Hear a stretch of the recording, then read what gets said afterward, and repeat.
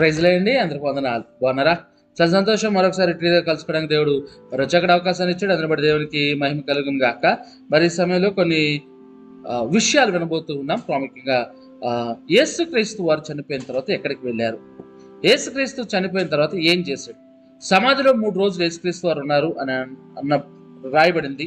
ఆయనే చెప్పాడు కాబట్టి ఆ 3 రోజులు యేసుక్రీస్తు వారు ఏం చేశారు? ఎందుకంటే యేసుక్రీస్తు వారు 33.5 సంవత్సరాల జీవితంలో 30 సంవత్సరాలు మామూలుగా ఇంటి దగ్గర ఉన్నాడు, తల్లి దగ్గర తండ్రి దగ్గర 3.5 సంవత్సరాలు సేవ పరిచయం చేశాడు. ఈ సేవ పరిచయంలో 3.5 సంవత్సరాల తర్వాత ఒకరోజు కూడా రెస్ట్ లేదు ఆయనకి. అయితే చనిపోయిన రోజును గమనించినట్లయితే ఆ చనిపోయిన తర్వాత యేసుక్రీస్తు వారు ఎక్కడికి వెళ్ళారు, ఏం చేశారు అనేది అనేక ప్రశ్నలు ఉన్నాయి క్రైస్తవ లోకంలో. వాటిని అన్నింటినీ క్షుణ్ణంగా మనము తెలుసుకుందాం. ఎందుకంటే చాలా తప్పుడు అపోహలు ఉన్నాయి దీంట్లో. ఆ అపోహలన్నింటినీ పోగొట్టడానికి ఈ రోజున కొన్ని వాక్యాలు మనం వినబోతూ ఉన్నాం. మొదటిగా 1 పేతురు 3:20లో అవిధేయులైన వారి ఎదుకు అనగా చెరలో ఉన్న ఆత్మల ఎదుకు ఆయన ఆత్మరూపుగానే వెళ్ళి వారికి ప్రకటించిన. ఇక్కడ మనం చదువుకునే వచనంలో చెరలో ఉన్న ఆత్మల ఎద్దకు ఆయన ఆత్మరూపిగానే వెళ్ళాడు. చెరలో ఉన్న ఆత్మల ఎద్దకు ఆయన ఆత్మరూపిగానే వెళ్ళాడు, అలాగే వారికి ప్రకటించను. 2 విషయాలు ఇక్కడ కనబడుతూ ఉన్నాయి. ఆయన ఎక్కడికి వెళ్ళారంటే చెరలో ఉన్న ఆత్మల ఎద్దకు ఆయన వెళ్ళాడు. అక్కడ ఏం చేశాడు ఈయనంటే ఆయన వారికి ప్రకటించాడు. ఈ యొక్క వాక్యాన్ని తీసుకుని చాలా మంది ఏ విధంగా చెప్తూ ఉన్నారు అంటే, యేసుక్రీస్తు చెర అంటే పాతాళము, పాతాళంలోకి యేసుక్రీస్తు వారు వెళ్ళి పాతాళంలో ఇప్పటి వరకు అప్పటి వరకు రక్షణ పొందని ప్రతి వ్యక్తి దగ్గరికి వెళ్ళి యేసుక్రీస్తు వారు సువార్త ప్రకటించాడు. వారందరినీ పరలోకం తీసుకుని వెళ్ళడానికి, వాళ్ళందరినీ పరదేశంలో తీసుకెళ్ళడానికి యేసుక్రీస్తు వారు ఈ లోకంలోనే కాదు, ఈ 3 రోజులు పాతాళములోకి వెళ్ళి సువార్త ప్రకటించాడు అని ఈ లోకంలో ఉన్న చాలా మంది దాన్ని నమ్ముతూ ఉన్నారు. అది సరైన విధానం కాదు, సరైన పద్ధతి కాదు. యేసుక్రీస్తు వారు ఇక్కడ మరి చెరలోకి వెళ్ళాడు కదండి, అక్కడ ప్రకటించాడు కదండి. మరి అంటే యేసుక్రీస్తు వారు పాతాళంలోకి వెళ్ళి అప్పటి వరకు నమ్ముకోలేని వారిని, అంటే నరకానికి వెళ్ళిపోయే వారికి అందరికీ సువార్త చెప్పి మార్చేసాడు కదండి అని కొంతమంది ఈ రోజున ఆ వాక్యాన్ని తప్పుగా ప్రకటిస్తూ ఉంటారు. యేసుక్రీస్తు వారు భూమి మీదనే కాదు, నరకానికి వెళ్ళి అంటే పాతాళానికి వెళ్ళి అక్కడ కూడా సువార్త ప్రకటించాడు, వాళ్ళందరూ కూడా మారిపోయారు అని తప్పుడు అపోహలు ఉన్నాయి. వాటన్నిటిని రూపుమాపడానికి చాలా క్లారిటీగా ఈ యొక్క వాక్యాన్ని మనం విందాం. యేసుక్రీస్తు వారు చనిపోయిన తర్వాత ఎక్కడికి వెళ్ళాడు? బేసిక్ యేసుక్రీస్తు వారు 3 రోజులు సమాధిలో ఉంటా అన్నాడు. బేసిక్గా మనం టైం లెక్క చూసుకుంటే 36 గంటలే వచ్చిందండి. ఆ రోజు రాత్రి నుంచి, శుక్రవారం రాత్రి నుంచి శనివారం రాత్రి వరకు 24 అవర్స్ అయితే అక్కడి నుంచి ఉదయానికి ఇంకొక 12 అవర్స్, 36 అవర్స్, ఓన్లీ 36 గంటలు. మరి యేసుక్రీస్తు 3 రోజులు ఉంటాయి అన్నాడు కదా, అంటే 72 గంటలు కదా మన లెక్క ప్రకారం. 72 గంటలు ఉండాల్సిన యేసు రోజు సగం అన్నాడు కదా, అది మన లెక్కలేండి. కానీ యోధ క్యాలెండర్ ప్రకారం 6 సాయంత్రం నుంచి 6 సాయంత్రం వరకు ఒక రోజు, మనకు 12 నుంచి 12 వరకు ఎలాగో, అంటే 6 నుంచి 6 వరకు ఒక టైం ఉంటుంది వాళ్ళకి. మనకు 12 నుంచి 12 వరకు ఒక రోజు ఎలాగో 6 నుంచి 6 వరకు ఒక డేట్. అది సిద్ధపరిచి దినమునే వారు యేసుక్రీస్తు వారిని సమాధి చేశారు. అంటే 6 లోపే సమాధి చేశారు. యేసుక్రీస్తు వారిని 6 లోపే సమాధి చేశారు. తర్వాత రోజు విశ్రాంతి దినం, అంటే సిద్ధపరిచి దినాన్ని ఆయన్ని సమాధి చేశారు. ఆ తర్వాత రోజు విశ్రాంతి దినం, ఆ తర్వాత రోజు ఆదివారం. 3 రోజులు అన్నమాట లెక్కలు. 72 గంటలు కావక్కర్లేదు, రోజులు ఇలా కలిసి వచ్చినాయి. 3 రోజులు యేసు వారు ఆ యొక్క సమాధిలో ఉన్నాడు. సరే, యేసుక్రీస్తు వారు చనిపోయి సమాధి చేయబడ్డాడు. ఈరోజు మనం చూసుకోబోతున్నాం యేసుక్రీస్తు చనిపోయిన తర్వాత ఎక్కడికి వెళ్ళాడు, లేకపోతే ఏం చేశాడు అనే దాంట్లో ఈ లోకంలో తప్పుగా నమ్మేది ఏంటి అంటే, యేసుక్రీస్తు వారు పాతాళానికి వెళ్ళి నమ్మలేని వారికి సువార్త ప్రకటించి రక్షణ భాగ్యం అనుగ్రహించాడనే ఒక తప్పుడు బోధ ఉంది. ఆ తప్పుడు బోధలో మనం కూడా ఈజీగా నమ్మేస్తాం. ఈ వాక్యం చదివి దాన్ని క్లారిటీగా అర్థం చేసుకోవడానికి యేసుక్రీస్తు వారు చనిపోయిన తర్వాత ఎక్కడికి వెళ్ళారు, ఏం చేశారు అనే దాంట్లో ముందుగా యేసుక్రీస్తు వారు సమాధి చేయబడ్డాడు. చనిపోయిన వెంటనే అరిమతయి యోసేపు వెళ్ళి ఆ యొక్క పిలాతును అడిగినప్పుడు పిలాతు అప్పుడే యేసుక్రీస్తు చనిపోయాడా అని అడిగి మార్కు 15:45-46 వచనాల్లో శతాధిపతుల సంగతి తెలుసుకుని యోసేపునకు ఆ శవమును అప్పగించెను. అతడు నారబట్ట కట్టుకుని ఆయనను దింపి ఆ బట్టతో చుట్టి బండలో తొలిపించే సమాధి యందు ఆయనను పెట్టి ఆ సమాధి ద్వారమునకు రాయి పొర్లించెను. యేసుక్రీస్తు వారు చనిపోయారు. శిలువ మీద 3 గంటలకి చనిపోయారు, తీసుకొచ్చి సమాధిలో పెట్టారు. 6 గంటల లోపే జరిగిపోయింది ఇదంతా. 6 గంటల లోపే యేసుక్రీస్తు వారిని తీసుకొచ్చి సమాధిలో పెట్టేసినట్టు మనం చూస్తూ ఉన్నాం. ఈ తర్వాత జరిగిన సంఘటన ఏంటి, ఆ తర్వాత యేసుక్రీస్తు వారు ఏమయ్యారు, ఎక్కడికి వెళ్ళారు అంటే సమాధిలో పెట్టక ముందే యేసుక్రీస్తు వెళ్ళిపోయాడు. బేసిక్‌గా మనం అనుకుంటాం సమాధిలో పెట్టిన తర్వాత ఎక్కడికైనా వెళ్తారేమో. సమాధిలో పెట్టక ముందు కాదు. మనిషి చనిపోయిన తర్వాత ఆ విషయాన్ని కూడా నేను చెప్తాను. చనిపోయిన తర్వాత ఎంతసేపు పడుతది పాతాళానికి వెళ్ళడానికి అనే విషయాన్ని కూడా మనం చూసుకుందాం. వెంటనే అంటే చనిపోయిన వెంటనే మనిషి ఆత్మ ఎక్కడికో వెళ్ళిపోద్ది. పాతాళానికి వెళ్ళిపో లేకపోతే నరకానికో పాతాళకో పరదైసుకో వెళ్ళిపోద్ది. క్షణంలోనే అని అనుకుంటా. చూద్దాం తర్వాత. ఇక్కడ యేసుప్రభు చనిపోయి సమాధి చేయబడే వరకు తన ఆత్మ అక్కడ లేదు. శిలువ మీద దొంగతనం నేను నిశ్చయంగా నేను నాతో కూడా పరదేశంలో ఉండు. అసలు అవన్నీ ఏంటి అనేది మనము క్లారిటీగా చూసుకుందాం. యేసుక్రీస్తు వారు సమాధి చేయబడ్డారు. ఇంకా ఆయన గురించి దావీదు దాదాపు 1500 సంవత్సరాల క్రితమే ప్రకటించాడు. ఏంటి అంటే అపొస్తలుల కార్యాలు 2:31 గమనించవచ్చు. క్రీస్తు పాతాళంలో విడవలేడమని నీవు, ఆయన శరీరము కుళ్ళిపోలేదు నీవు దావీదు ముందుగా తెలుసుకొని ఆయన పునరుద్ధానం గురించి చెప్పిన. యేసుక్రీస్తు పునరుద్ధానం గురించి దాదాపు ఒక 1500 సంవత్సరాల క్రితమే 15 సంవత్సరాల క్రితమే దావీదు ప్రకటిస్తున్నాడు. ఏంటి తెలుసా? ఆయన క్రీస్తుని పాతాళంలో విడిచిపెట్టలేదనియో, ఆయన శరీరం కుళ్ళిపోలేదనియో. ఈ రెండు మాటలు మనం గమనించినట్లయితే యేసుక్రీస్తు శరీరం కుళ్ళిపోలేదు. యేసుక్రీస్తు శరీరం 3 రోజులు అంటే దాదాపు ఆయన మహిమ శరీరం ధరించాడు. ఆయన శరీరం దొరకలా. ఈ ప్రపంచంలో అన్ని సమాధులు మూసే ఉంటాయి. యేసు శరీరం సమాధి మాత్రం తెచ్చింది. ఎందుకంటే అక్కడ శరీరం లేదు. ఎందుకంటే యేసుక్రీస్తు వారు మహిమ శరీరంగా మార్చబడ్డారు. అక్కడ జరిగిన సంఘటన మనం గమనిస్తే ఆయన పాతాళంలో విడిచిపెట్టలేదు. ఆయన లేచి వచ్చేసాడు. పాతాళంలో లేడైనా లేచి వచ్చాడు. ఆయన లేచి వచ్చి 40 రోజులు అందరికి కనబడ్డాడు. యేసుక్రీస్తు వారు సమాధి చేయబడ్డారు. ఒకటొకటి పాయింట్గా మనం వింటూ ఉన్నాం. యేసుక్రీస్తు వారు సమాధి చేయబడ్డారు. ఆయన శరీరం కుళ్ళిపోలేదు, పాతాళంలో విడిచిపెట్టలేదు. అనేక రెఫరెన్స్లు ఉన్నాయి. ఆయన లేచి వచ్చి ఏకంగా 11 సార్లు అందరికీ కనబడ్డాడు, అనేకులకు కనబడ్డాడు. అలాగే ఆయన లేచి వచ్చి 40 రోజులు ఈ భూమి మీద సంచారం చేశాడు. ఆ తర్వాత మనం జరగబోతున్న సంఘటన మనం గమనిస్తే చనిపోయిన వారు ఎక్కడికి వెళ్తారు అంటే ఇప్పుడు వరకు యేసుక్రీస్తు గురించి చూసుకున్నాం. యేసుక్రీస్తు శరీరం కుళ్ళిపోలేదు, యేసుక్రీస్తు పాతాళంలో విడిచిపెట్టలేదు. చాలా క్లారిటీగా విన్నాం. ఆయన సమాధి చేయబడ్డాడు, ఆయన శరీరం కుళ్ళిపోలేదు, ఆయన పాతాళంలో విడిచిపెట్టలేదు, ఆయన బయటకు వచ్చేసాడు. సరే, ఇప్పుడు చనిపోయిన వారు ఎక్కడికి వెళ్తారు అనే ఒక ఆలోచనలోకి వెళ్దాం మనము. మనిషి చచ్చిపోతే ఎక్కడికి వెళ్తాడు? ఆదికాండం 44:29 ఇక్కడ యాకోబు అంటూ ఉంటాడు, తన కుమారులతో అంటూ ఉంటాడు, నెరిసిన వెంట్రుకలను నన్ను మృతుల లోకములోనికి దుఃఖముతో దిగిపోనట్లు చేదురని మాతో చెప్పాను. ఇక్కడ యోసేపు వెళ్ళిపోయాడు, చిన్న మృగం చంపేసిందని చెప్పారు అన్నలు. ఆ బాధలో చాలా కాలం బాధపడ్డాడు. నేను కూడా మృతుల్లోకనే పోతాను, నేను కూడా నా కొడుకు పోయిన మార్గంలో పోతానన్నాడు యాకోబు. ఆ తర్వాత ఈ అన్నలు, ఇదంతా మనకు తెలిసిందే, చాలా స్పీడ్గా చెప్తాను.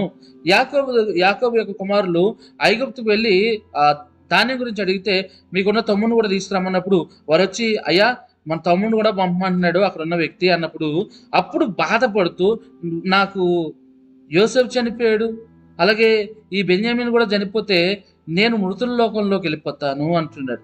అంటే చనిపోయిన వారు ఎక్కడికి వెళ్తారంటే మృతుల లోకానికి వెళ్తారు. అంటే మృతులు అనగా చనిపోయిన వారు ఉండే లోకం అని ఉంది.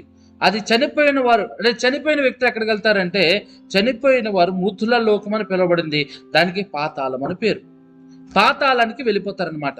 మరి ఆ పాతాళం ఎక్కడుంది అంటే ఇదే వచనంలో ఆయన అంటాడు, దుఃఖములో దిగిపోనట్లు చేదురని మాతో చెప్పాను. అంటే మృతుల లోకము నుండి దుఃఖం ఏడుస్తూ దిగిపోనట్లు, అంటే దిగిపోవడం అంటే మనం కిందకి వెళ్తున్నాం పైకి వెళ్తున్నామా? కిందకి వెళ్తున్నాం. అంటే ఈ మృతుల లోకము లేదా పాతాళ లోకం అనేది చనిపోయిన వారు ఉండే ప్రదేశం అనేది ఎక్కడుందయ్యా అంటే అది భూమి క్రింద ఉందంటగా మనొచ్చు. ఎందుకంటే సామెతలు 15:24లో సొలొమోను భక్తుడు ఈ విధంగా రాస్తూ ఉన్నాడు, క్రిందనున్న పాతాళమును తప్పించుకొనవలనని బుద్ధిమంతుడు పరమునకు పోవు జీవమార్గము నడుచుకొనును. క్రిందనున్న పాతాళమునకు, అంటే పాతాళం ఎక్కడుంది ఈ రోజున? చనిపోయిన వ్యక్తులు ఎక్కడికి వెళ్తారంటే భూమి క్రింద భాగంలోకి వెళ్తూ ఉన్నారు. పాతాళం అనేది అక్కడే ఉంది. ప్రియ సహోదరి సహోదరుడా, ఇప్పుడు వరకు మనం చూస్తూ ఉన్నాం చనిపోయిన మనిషి ఎక్కడికి వెళ్తాడు? మృతుల్లోకం అనగా చచ్చిపోయిన వారు ఉండే ప్రదేశం. అది ఎక్కడ? ఆ యొక్క పాతాళము అది ఎక్కడ ఉందంటే భూమి క్రింద ఉన్నది. ఈ పాతాళంలో మనం అనుకున్నట్టు ఇక్కడే మనం చాలా క్లారిటీగా విందాం. చెర అనగా ఏంటనేది ఇక్కడ తెలుసుకుందాం. ఎందుకంటే యేసు ప్రభు చెరలో ఉన్న వారి దగ్గరికి వెళ్ళాడు, చెరలో ఉన్న వారికి ప్రకటించాడు. కాబట్టి ఆ చెర అనేది ఇక్కడ మనం క్లారిటీగా తెలుసుకుంటే లూకా 16:23 అంటే పాతాళం అనగానే అది ఒకే ప్లేస్ కాదు. పాతాళం అనగానే అది ఒకే ప్లేస్ కాదు. లూకా 16:23 అప్పుడు అతడు పాతాళంలో బాధపడుచు కనులెత్తి దూరం నుండి అబ్రహాము అతని రొమ్మును లాజరును చూచి, ఇక్కడ లాజరు ధనవంతుడి స్టోరీ మనకు తెలుసు. లూకా సువార్త 16 అధ్యాయంలో ఉంటుంది. వాడు చాలా గొప్పవాడిగా ఉండేవాడు. లాజరు కుష్ఠరోగంతో ఉన్నాడు, వ్యాధిగ్రస్తులు, తినడానికి తినలేదు. అయితే ఇద్దరు ఒకరు చనిపోయినప్పుడు ఆ తర్వాత జరిగిన సంఘటన కళ్ళు తెరవగానే ఈ యొక్క ధనవంతుడేమో అగ్నిలో కాల్చబడతా ఉన్నాడు, ఈ యొక్క లాజర్ ఏమో అబ్రాహాము రొమ్మున అనుకున్నాడు. అంటే ఈ పాతాళం అనే దగ్గర 2 ప్లేసులు కనబడుతూ ఉన్నాయి మనకి. మొదటిది వేదనతో కూడినది, రెండవది మనం గమనించినట్లయితే అక్కడ నెమ్మది కలిగిన ప్రాంతం. దీన్ని పాతాళం అనగా దీన్ని అబ్రాహాము రొమ్ము అన్నారు, లేదా చెర అని కూడా అన్నారనండి. ఏదైతే నెమ్మది పొందే స్థలాన్ని, యాతన పడే స్థలాన్ని పాతాళంగా ప్రకటించుకున్నప్పటికీ ఈ సపరేట్ గా ఇంకొకటి ఉంది. ఇక్కడ మనం గమనించినట్లయితే రెండు ప్లేస్లు కనబడతా ఉన్నాయి. ఒకటేమో వేదన పడే స్థలము, ఇంకోటేమో బీద లాజరు అబ్రాహాము రొమ్మున ఆడుకుని నెమ్మది పొందుతున్న స్థలం. పాతాళంలో 2 భాగాలు మనకు కనబడ్డాయి. ఒకటి నెమ్మది పొందే స్థలము, ఇంకొకటి యాతన పడే స్థలం. ధనవంతుడు యాతన పడే స్థలానికి వెళ్ళాడు. ఈ యొక్క లాజరు అబ్రాహాము రొమ్ము అని పేరు కలిగిన, చెర అని పేరు కలిగిన ఈ యొక్క వేచియుండు గదికి వెళ్తూ ఉన్నాడు. ఇక్కడ 2 ప్లేసులు కలిగాడు. ఆ వాక్యాన్ని కూడా చూద్దాం, లూకా 16:26లో. అంతేకాక ఇక్కడ నుండి మేము మీ ఎద్దుటకు దాటగోరు వారు దాటి పోజాలకున్నట్లు, అక్కడ వారు మా యొద్దకు దాటి రాజాలకున్నట్లు మాకును మీకును మధ్య మహా అగాధముండి ఉన్నదని చెప్పాను. ఇక్కడ మనం గమనిస్తూ ఉన్నట్లయితే ఒకటి యాతన పడే స్థలం, ఒకటి నెమ్మది పొందే స్థలం. వీటికి మధ్యగా అగాధం ఉందండి. ఎక్కడి నుంచి అక్కడికి వెళ్ళాడు, ఇక్కడి నుంచి అక్కడికి వెళ్ళాడు, అంటే 3 ప్లేస్లు ఉన్నాయి. 4వ ప్లేస్ ఈ పాతాళానికి, లేకపోతే ఈ అగాధానికి, తర్వాత ఇవన్నీ ఒక ప్యారలల్ గా ఉంటాయి. దాని కిందంతా చీకటి బిలము అన్నారండి. మనం క్లారిటీగా గమనిస్తే పాతాళం 4 భాగాలుగా ఉన్నది. ఇక్కడ మొదటిది మనం గమనిస్తే యాతన పడే స్థలం, పాతాళం అని వచ్చింది. అయితే మధ్యలో తర్వాత అగాధం ఉంది. ఆ తర్వాత ఈ లాజరు ఉన్న అబ్రాహాము రొమ్ము అనబడిన పరిశుద్ధులు, ఎవరైతే నీతిమంతులు చనిపోయారో ఈ ప్రాంతానికి వెళ్తారు. ఎవరైతే లోకంలో పాపంతో నిండి ఉన్నారో వారందరూ ఈ యాతన పడే స్థలానికి వస్తారు. ఇది పరదేశం అని అనడానికి లేదండి. ఇది పరదేశు అనడానికి లేదు. అంటే చాలా మంది ఈ పరదేశు టాపిక్ నేను వస్తున్నప్పుడు ఇక్కడ 2 స్థలాలు కనబడుతూ ఉన్నాయి మనకి. ఇదేమో యాతన పడే స్థలం, ఇదేమో నెమ్మది పొందే స్థలము. అబ్రాహాము రొమ్ము మధ్యలో ఏముంది అంటే అగాధం ఉంది. ఇక్కడ నుంచి అక్కడికి, అక్కడి నుంచి ఇక్కడికి. దీని కింద చీకటి బిలం ఉంది. మొత్తము పాతాళం అనగా ఈ భూమి మీద 4 ప్లేసులు కనబడుతూ ఉన్నాయి. యాతన పడే స్థలము, అబ్రాహాము రొమ్ము అనబడే నెమ్మది కలిగిన స్థలము, వారి మధ్యలో అగాధము, కింద చీకటి బిలం. ఇది పాతాళం అన్నమాట. మొత్తం 4 పార్ట్లను కలిపి పాతాళం అన్నారు. అయితే ఇక్కడ మనం గమనించినట్లయితే అసలు పాతాళంలో ఏం జరుగుతుంది?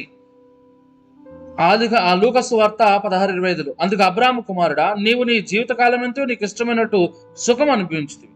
ధనవంతుడి గురించి రాయబడుతుంది. అలాగనే లాజరు కష్టం అనిపించి జ్ఞాపకము చేసుకునము. ఇప్పుడు అయితే వాడు ఇక్కడ నెమ్మది పొందుచున్నాడు, నువ్వు యాతన పడుచున్నావు. ఈ పాతాళంలో జరిగేది, నీతిమంతుడిగా జీవిస్తే, పరిశుద్ధంగా జీవిస్తే గనక నెమ్మది పొంది అబ్రాహాము రొమ్మున అనుకుంటాము. లేదు, ఈ లోకంలో సుఖ సంతోషాలకు వెనకబడి ఏ రోజు ఒక ఇలా ఇసరలేదండి. ఎంగిలి గింజలు కూడా లాజర్కి ఇసరలా. అంత భయంకరంగా జీవించాడు వీడు. భయంకరమైన పరిస్థితిలో ఉన్నాడు వీడు పాపంతో. అందుకని వీడు యాతన పడే స్థలానికి వెళ్ళాడు. అంటే ఈ పాతాళంలో జరిగేది ఒకటి యాతన, ఒకటి నెమ్మది. ఈ పాతాళంలో జరుగుతున్నది మనం చెప్పాను కదా, ఒకటి యాతన పడే స్థలం, ఒకటి నెమ్మది పొందే స్థలం, మధ్యలో ఆగాధం, కింద చీకటి బిలం. 4 పార్ట్లను కలిపి పాతాళము అన్నారు. ఇప్పుడు మనం గమనించినట్లయితే ఈ లోకంలో ప్రతి ఒక్కరు పాతాళం చూడాల్సింది. అంటే ఈ యొక్క ఏదైతే 4 పోర్షన్స్ లో కంపల్సరీగా యాతన పడే స్థలము, నెమ్మది పొందే స్థలానికి కంపల్సరీ చూడాల్సిందే. ఇక్కడ నేను చెప్పేటప్పుడు పాత నిబంధన, కొత్త నిబంధన అని మనకి ఉన్నాయి. అంటే యేసు ప్రభు వచ్చేంత వరకు ఒక లెక్క, యేసు ప్రభు వచ్చిన తర్వాత ఒక లెక్క అన్నట్టుగా పాత నిబంధన, కొత్త నిబంధన. నేను ఈరోజు చెప్పబడే వాక్యం అంతా దేని మీద ఆధారపడింది అంటే, యేసు ప్రభు వచ్చేంత వరకు ఒక లెక్క, రాకముందు ఒక లెక్క కాదు. యేసు ప్రభు మరణానికి ముందు, మరణం తర్వాత. ఈరోజు నేను చెప్పబడే మొత్తం టాపిక్ ముఖ్య ఉద్దేశం మనం అర్థం చేసుకోవాల్సింది యేసు ప్రభు మరణానికి ముందు, యేసు ప్రభు మరణం తర్వాత. మరణానికి ముందు ఏంటి, మరణం తర్వాత ఏంటి అనే కాన్సెప్ట్ లోనే ఈ వాక్యాన్ని మనం వినాలని ఉంది. ఇక్కడ మనం చూసినట్లయితే యేసు ప్రభు రాకముందు, అంటే మరణించక ముందు వరకు మనుషులందరూ ఖచ్చితంగా పాతాళాన్ని చూడవలసిన వారే. కీర్తనలు 89:49, మరణమును చూడక బ్రతుకు నరుడెవడు, పాతాళము కోసము కాకుండా తను అప్పుకు తప్పించుకుని వాడేవాడు. అందరి గురించి రాయబడి, నీతిమంతుడినే కాదు, దుష్టుడినే కాదు, అందరి గురించి రాయబడింది. మనిషిని వాడు తప్పించుకోలేడండి. పాతాళాన్ని ఖచ్చితంగా చూడాల్సిందే. ఈ పాతాళంలో చూడాల్సిందంటే నరకానే కాదు, అంటే వేతన్నే కాదు, నెమ్మది పొందు స్థలం కూడా పాతాళంలో ఉందని చూశారు కదా, అక్కడికి వెళ్ళవలసిందే. ప్రతి నరుడు భూమి కిందకి దిగవలసిన వాడే. ఇది క్రీస్తు మరణం వరకు జరగవలసిన సంఘటన. చనిపోయిన ప్రతి మనిషి యొక్క పాతాళానికి దిగవలసిన వాడే, అంటే భూమి కిందకి దిగవలసిన వాడే మరణం వరకు. మరణం తర్వాత ఏంటనేది నేను తర్వాత చెప్తాను, జాగ్రత్తగా విందాం. చనిపోయిన తర్వాత పాతాళానికి వెళ్ళడానికి ఎంతసేపు పడుతుంది? ఒక మనిషి చనిపోయినప్పుడు పాతాళానికి వెళ్ళడానికి ఎంతసేపు పడుతుంది? నాకు అనేక విషయాలు వింటూ ఉన్నా. మనిషి చచ్చిపోతే ఎక్కడికి వెళ్తాడు? మనిషి కంపల్సరిగా పాతాళాన్ని చూడాల్సిందే. తర్వాత మనిషి చచ్చిపోతే ఎంతసేపట్లో పాతాళానికి వెళ్తాడు? యోబు 21:13, వారు శ్రేయస్సు కలిగి తమ దినములు గడుపుదురు, ఒక్క క్షణంలోనే పాతాళానికి దిగుదురు. ఒక్క క్షణం అంటే కనురెప్పం బాటలోనే, కనురెప్ప స్థితిలోపే ఒక క్షణం అయిపోద్దండి. క్షణంలోనే వాడు మనిషి అనేవాడు పాతాళానికి వెళ్ళడానికి ఎంతసేపు పట్టదు. ఈ లోకంలో నమ్మేది ఏంటంటే మనిషి ఆత్మ ఇక్కడే తిరుగుద్ది, మనిషి ఆత్మకి శాంతి చేయాలి, మనిషి ఆత్మకి పెండం పెట్టాలి, మనిషి ఆత్మ చచ్చినోడల్లా దయ్యం అయి కూర్చుంటే ఇప్పటి వరకు మనం ఉన్నది భూమి మీద 1%. 100% ప్రజలు చచ్చిపోయారు. అంటే ఒక్కొక్కడికి నాకు తెలిసి దాదాపు 1000 దయ్యాలు పైన, అంటే 1000 ఆత్మలు పక్కనే ఉంటాయి. చచ్చిన వాళ్ళందరూ దయ్యాలు అయ్యి కూర్చుంటాయి. ఆ ఆత్మలు ఎక్కడికన్నా వెళ్ళకుంటుంటాయి. చాలా మంది ఎందుకు నమ్ముతారు? శ్మశానంలో దయ్యాలు ఉంటాయి, ఆత్మ చచ్చిపోయిన ఆత్మ కనబడింది, చచ్చిపోయిన ఆత్మ ఈ కనబడింది. చచ్చిపోయిన వ్యక్తి వెంటనే పాతాళానికి వెళ్ళిపోతాడు. రాయబడిన చాలా క్షుణ్ణంగా క్షణంలోనే వెళ్ళిపోతాడు. ఇక్కడ ఎంత గొప్పగా జీవించాడు, ఎంత ఉన్నా చచ్చిన వెంటనే పాతాళానికి దిగవలసినదే. యేసుక్రీస్తు వారు కూడా చనిపోయి పాతాళానికి వెళ్ళాడు. పాతాళంలో ఉన్న భాగాలను మనం గమనిద్దాంలేండి. 2 భాగాలు ఉన్నాయి. ఏ భాగానికి వెళ్ళాడు అనేది తర్వాత చూద్దాం. సరే, ఇక్కడ చనిపోయిన వ్యక్తి ఎంతసేపట్లో పాతాళానికి వెళ్తాడు అనగా ఒక్క క్షణంలోనే. చచ్చిపోయిన ఏ వ్యక్తి అయినా సరే క్షణంలోనే పాతాళానికి వెళ్తాడు. ఈ లోకంలో ఉండి నాకు ఇంకా కళ్ళు తాగాలనుంది, నాకు మాంసం పెట్టలేదు, నాకు సిగ్నట్లేదు అని మాత్రం రాదు. అది ఈ లోకంలో ఆ రోజు దేవదూతలతో పట్టారు కదా సాతానుతో పాటు, దయ్యాలు. ఆ దయ్యాలు బట్టి ఎవడో పేరు చెప్పుకుని పట్టుకుని ఏం చేస్తాయంటే మనుషుల్ని పట్టుకుని నేను ఆ పేరు, నేను ఈ పేరు, నేను ఆత్మని, నాకు శాంతి కావాలి, నాకు ఇది కావాలి, అది కావాలని చెప్తా ఉంటాయి అన్నమాట. అవి ఉత్తి అవి మనుషులు కాదు, మనుషుల యొక్క ఆత్మలు కాదండి. ఈ లోకంలో ఏ మనిషి చనిపోయినా కంపల్సరిగా పాతాళానికి దిగాల్సిందే. బైబిల్ ప్రకారం ఖచ్చితంగా చనిపోయిన వ్యక్తి పాతాళానికి దిగాల్సిందే. కానీ చాలా మంది ఏం చేస్తారంటే రేపటి దిన మన సమాధులను అలంకరిస్తూ ఉంటారు. సరే, ఓకే, టాపిక్ మారుతా ఉంది. సరే చెప్తా. సమాధులను అలంకరిస్తారు. సమాధులను అలంకరించడం అంటే ఇక్కడ ఒక విధం వరకు ఆ సమాధి దగ్గరికి వెళ్ళి వారిని జ్ఞాపకం తెచ్చుకుని నువ్వు పునరుద్ధానం అవుతావు, నువ్వు మంచిగా బ్రతుకోవు, నిజంగా నీ నీతిని బట్టి దేవుడు నేను లేపుతాడు, నేను ఏదో రోజు నేను కలుసుకుంటాం అని వెళ్ళడం మంచిదే. అది ఆ రోజు ఏంటి, రేపేంటి, ఎప్పుడు వెళ్ళినా చెప్పచ్చు అది ఆ సమాధి దగ్గరికి వెళ్ళి. కానీ ఇది ఏమైపోయిందంటే ఆ సమాధి దగ్గరికి వెళ్ళి వాళ్ళని జ్ఞాపకం తెచ్చుకుని నువ్వు మా పక్కన ఉన్నావు, నువ్వు మమ్మల్ని చూస్తున్నావు, తప్పు. సమాధి దీనికి వచ్చి నేను వ్యతిరేకం లేండి. సరే, అది మనకి ఎందుకు కానీ పక్కన పెడదాం. ఇక్కడ చనిపోయిన తర్వాత పాతాళానికి ఒక నిమిషంలోనే పోతాం, ఒక సెకండ్లో పోతాం, క్షణంలో పోతాం అంతే. ఇక్కడ ఇక్కడ దయ్యాల పేర్లు చెప్పుకుని నా వ్యక్తిని, నీ వ్యక్తిని దయ్యం పట్టుకున్నాను వదిలించే వాళ్ళు చాలా మందిని చూస్తున్నప్పుడు నేను పాస్టర్లే ఇక్కడ పట్టుకుంటున్నది, చెప్పు ఎక్కడి నుంచి వచ్చావు, ఏం చేస్తున్నావు చెప్పు అంటే అది చెప్తుంది. నేను పలానా వ్యక్తిని చంపడానికి వచ్చాను, నరకడానికి వచ్చాను అంటే ఈ పాస్టర్ అపవాది దయ్యములు అబద్ధములు ఆడేవాడు అప్పో అనకుండా ఇంకా చెప్పు, వింటున్నారు కదా, వింటున్నారు, దయ్యం అక్కడి నుంచి ఆడంటాడు. చచ్చిపోయిన వాడు ఎవడన్నా సరే పాతాళానికి పోవాల్సిన వాడే మొదటిగా. ఆ దయ్యమే తిరగడు ఈ లోకంలో. సరే, ఆ కాన్సెప్ట్ పక్కన పెడదాం.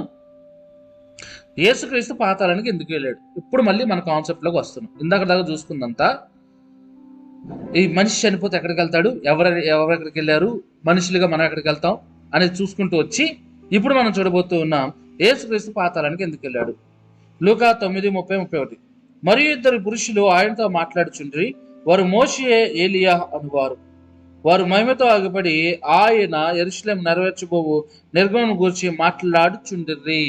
ఇక్కడ మనం గమనించినట్లయితే యేసుప్రభు రూపాంతర కొండ మీద వెళ్ళినప్పుడు ఆయన ముఖం మహా తేజస్సుతో నిండిపోయిన. అక్కడికి మోషే ఏలియాలు వచ్చారు.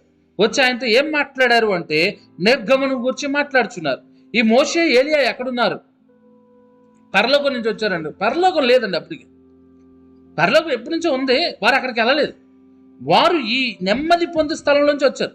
అబ్రహాం కన్నా గొప్పలేం కాదండి మోషే ఏలియాలు. అబ్రహాం విశ్వాసులకు తండ్రి. అబ్రహామే ఆ నెమ్మది పొందే స్థలంలో ఉన్నాడంటే మోషే ఏలియా కూడా అక్కడే ఉన్నారు. ఈ నెమ్మది పొందే స్థలం నుంచి వారు వచ్చి యేసుప్రభుతో రూపాంతర కొండ మీద ఏమని మాట్లాడారు? బాగున్నావు యేసయ్య అది అంట్లా నిర్గమమును గురించి మాట్లాడారు. ఏంటా నిర్గమము అనగా? ఎక్సోడస్. నిర్గమము అనగా బయటికి రాబడుట, విడుదల పొందుట, బయటికి నడిపించుట.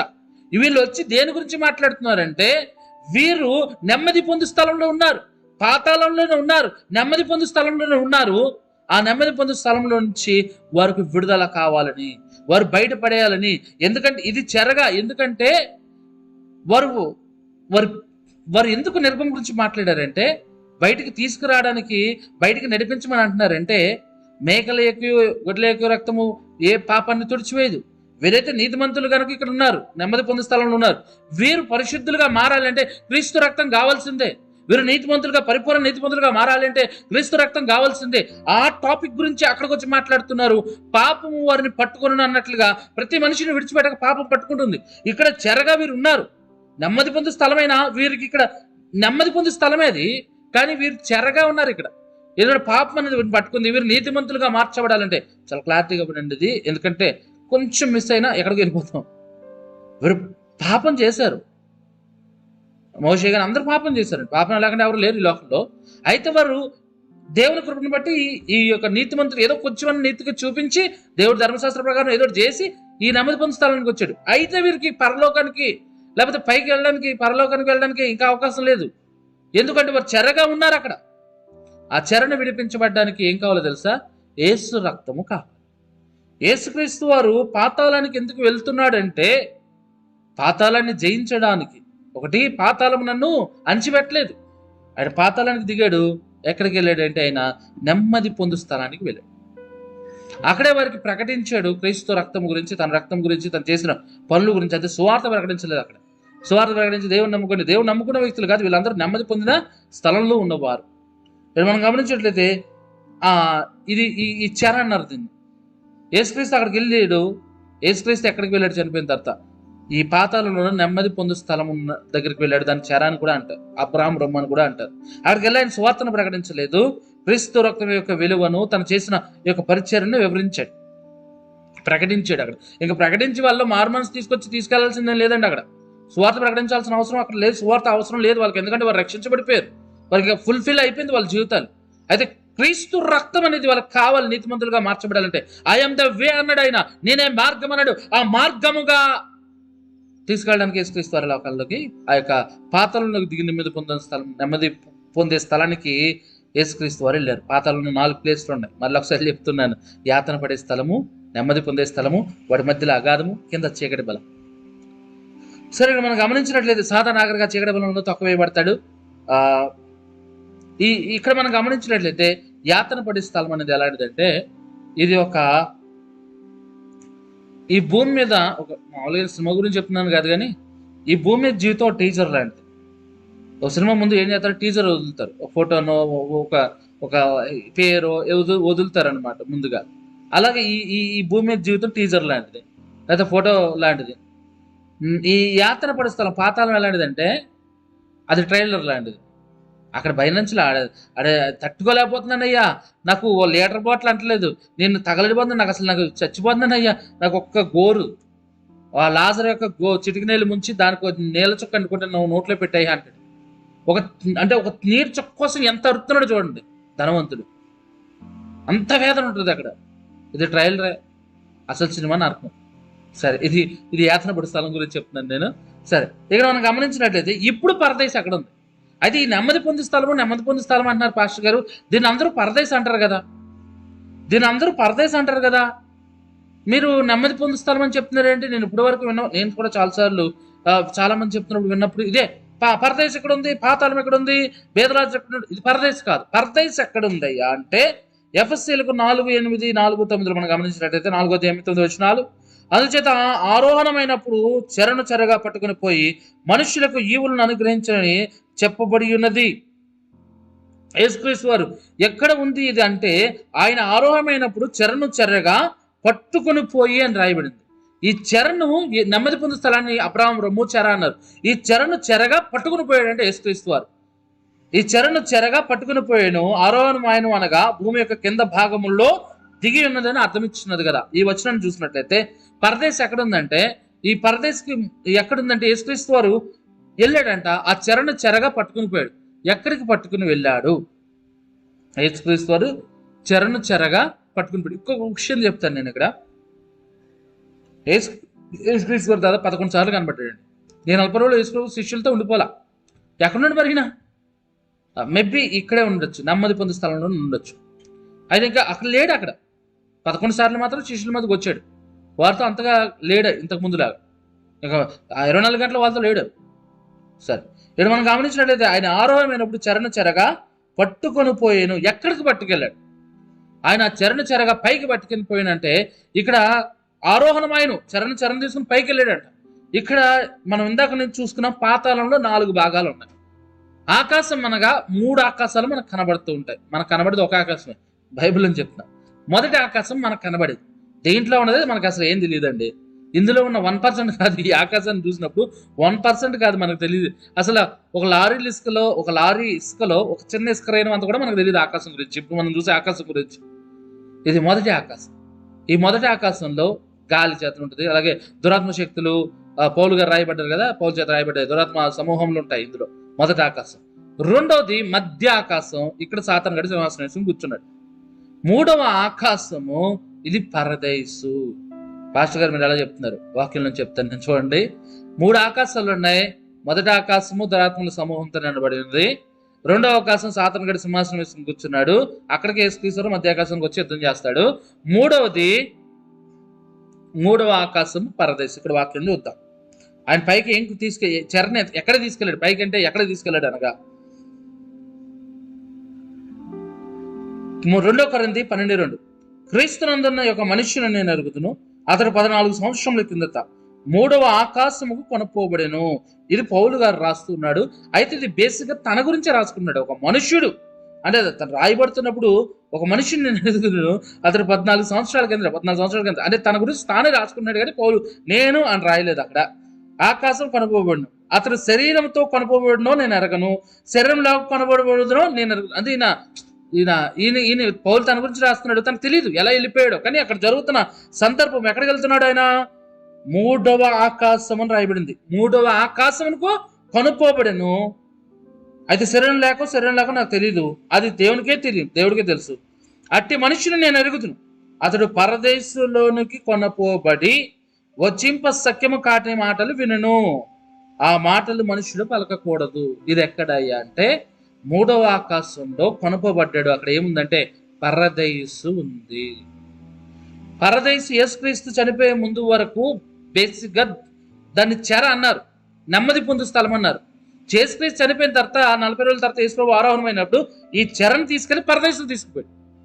ఈ నెమ్మది పొందే స్థలంలో ఉన్న వారందరూ తీసుకుని వెళ్ళి పరదేశంలో పెట్టాడు. ఇది 3వ ఆకాశం ఉంది. భూమి కింద పరదేశు లేదు. అందుకే నేను చెప్పినప్పుడు మళ్ళీ చెప్పా, యేసుక్రీస్తు మరణం ముందు మరణం తర్వాత, పుట్టుక గురించి కాదు. యేసుక్రీస్తు మరణం ముందు, యేసుక్రీస్తు మరణం తర్వాత. మరణానికి ముందు వరకు ఈ లోకంలో చనిపోయిన ప్రతి పరిశుద్ధుడు ఇక్కడే ఉన్నాడు. ఇక్కడ నెమ్మది పొందు స్థలం చెరలో ఉన్నాడు. అయితే యేసుక్రీస్తు వారి లోకంలో చెరలోకి వెళ్ళి, అంటే ఈ పాతాళంలోకి వెళ్ళి, పాతాళం నెమ్మది పొందు స్థలాన్ని ఆ చెరను చెరగా పట్టుకుని పరదేశుకు తీసుకెళ్ళాడు. ఈ పరదేశు భూమి కింద లేదు, పరదేశం 3వ ఆకాశంలో ఉంది. మరొకసారి చెప్తున్నాను, ఎందుకంటే ఈ లోకంలో ఉన్న చాలా మంది పరదేశం అనగా భూమి కింద ఉంది, పాతాళం పక్కనే ఉంది, మధ్యలో అగాధం అనుకుంటున్నారు. ఇది తప్పు. 3వ ఆకాశంలో పరదేశు ఉన్నది. ఇక్కడ పౌలు గారు రాస్తున్న 1 కొరింథీ 12:2-3లో నేను 3వ ఆకాశాన్ని కొనుక్కోబడాను, అక్కడ పరదేశం ఉంది అని పౌలు గారు అన్నారు. కాబట్టి పరదేశం అనేది ఈ లోకంలో కాదు, ఈ 3వ ఆకాశంలో ఉంది. ఇప్పటి వరకు మనం చూసుకున్న దాంట్లో ఇంతకు ముందు వరకు చనిపోయిన ప్రతి వ్యక్తి ఎక్కడికి వెళ్తాడంటే, ఈ కార్యక్రమాన్ని వీక్షించినందుకు మీ అందరికి వందనాలు. దయచేసి మా ఛానల్ని సబ్స్క్రైబ్ చేయండి. మరిన్ని వీడియోల కొరకు పక్కన బెల్ సింబల్ని క్లిక్ చేయండి, లైక్ చేయండి, షేర్ చేయండి. మనమందరి దేవుని కృపలో ఎదుగులాగా ప్రార్థన చేయండి. అందరికి వందనాలు. థ్యాంక్స్.